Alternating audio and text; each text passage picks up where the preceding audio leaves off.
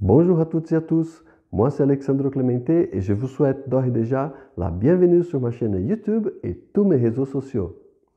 Le pape François a invité les jeunes économistes et entrepreneurs du monde entier à un rassemblement à Assise pour discuter de l'économie.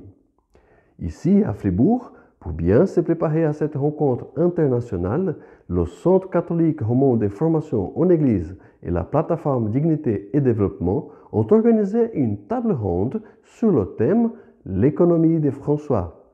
Et c'est ce que vous allez voir dans cette vidéo tout de suite.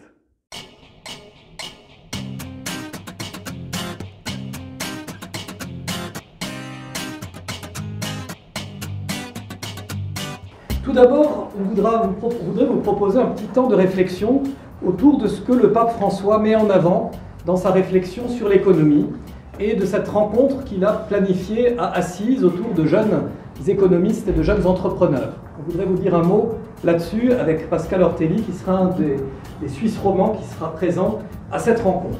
Ce qu'il faut bien comprendre, c'est que cette rencontre, c'est un laboratoire. Ça a été conçu comme un laboratoire, on ne sait pas vraiment qu'est-ce qui va en ressortir. Le but de cette rencontre, à la fois de faire remonter les préoccupations et de voir, de nouveau comme l'encyclique sur l'Amazonie, comment on peut traduire les impulsions qui auront été vécues là-bas dans nos réalités suisses romandes.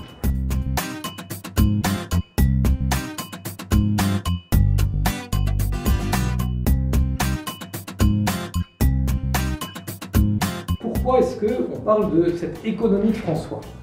Vous savez peut-être que le pape François, depuis le début de son pontificat, a des formules extrêmement fortes sur l'économie qui tue, sur les forces de la main invisible du marché auquel on ne peut plus faire confiance. Et puis surtout, en 2015, il a publié cette grande lettre encyclique sur l'écologie, la lettre encyclique Laudato Si'.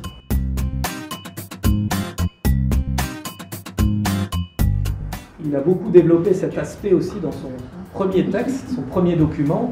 Il disait « On est de plus en plus dans une société du déchet, où on considère les personnes, quand elles ne sont pas productives, comme des sortes de déchets dont on va pouvoir se débarrasser et qu'on va pouvoir jeter. » Et puis, il a beaucoup insisté sur le fait que l'homme doit être au centre du système économique, mais pas seulement l'homme, l'ensemble du vivant.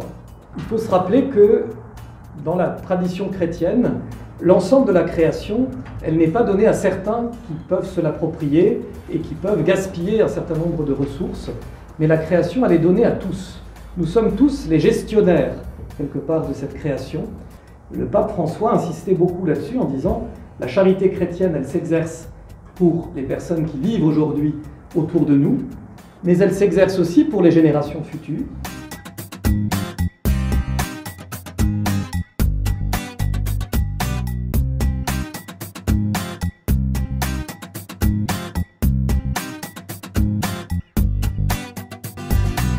On connaît beaucoup les opinions de l'Église catholique sur le début de la vie, sur la fin de la vie, sur la morale familiale et sexuelle. Eh bien, il faut aussi faire connaître davantage ces opinions sur la situation des migrants, sur l'écologie, sur la situation des pauvres, sur les questions économiques et politiques. Et un des éléments problématiques, dit le pape François aujourd'hui, c'est qu'on n'ose plus penser ces questions. Or, ce à quoi nous appelle le pape, c'est un peu d'imagination. À dire, ben non, un chrétien, il ne doit pas se laisser aller à la fatalité.